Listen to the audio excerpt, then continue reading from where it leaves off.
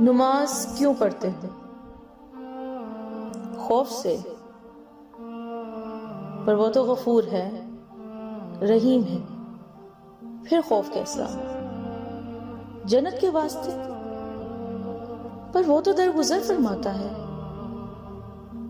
شکر ادا کرنا ہے، فرض ہے۔ نماز فرض سمجھ کر نہیں، محبت سے پڑھو۔